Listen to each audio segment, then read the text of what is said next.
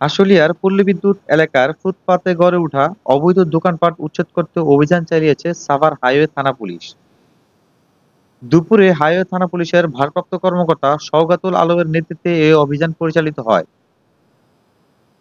Highway police জানায়, এই অভিযানে প্রায় 2 শতাধিক অবৈধ দোকানপাট উচ্ছেদ করা হয়েছে। পর্যায়ক্রমে প্রত্যেকটি স্পটে অভিযান চলমান থাকবে।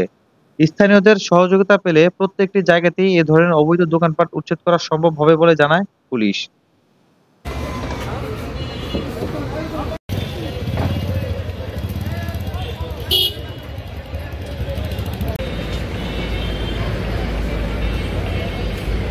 এই যে মহাসড়কে বা মহাসড়কের পাশে অবৈধ দোকানপাট বসে, এটা তো সম্পূর্ণ অবৈধ এবং এটার জন্য বিশেষ কোনো কারণ নাই। এটা তো তারা বেআইনি কাজ করতেছে। আমরা প্রতিনিয়ত এই কাজটা করি।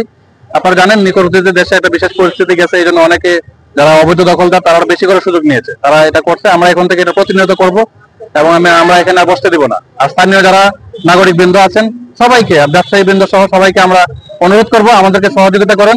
অন্তত ফুটপাত এবং রাস্তা যেন কেউ দখল না করতে পারে, আমাদেরকে সহযোগিতা করেন। একই রকম আমরা দেখতে পাই সাভার বাস স্ট্যান্ড, আহমেদপুর, নবীনগর, পর্যায়ক্রমে আমরা প্রত্যেকটা স্পটে আমরা উচ্ছেদ কার্যক্রম চালাবো। আমরা এটার আমি আবারও বলতেছি, স্থানীয় প্রশাসন, স্থানীয় ছাত্র নাগরিক সহ যারা আছেন, সুশীল সমাজ, সবাইকে আমরা ঐক্যবদ্ধ হওয়ার জন্য আমন্ত্রণ জানাচ্ছি এবং আমাদের সাথে থেকে এই কাজটা করার জন্য আমি অনুরোধ করছি। তাহলে এটা বলতে পারি আমরা এটা নিয়মিত রুটিন ভাবে একটা কার্যক্রম এটা প্রতিনিয়ত আমরা করতে থাকি।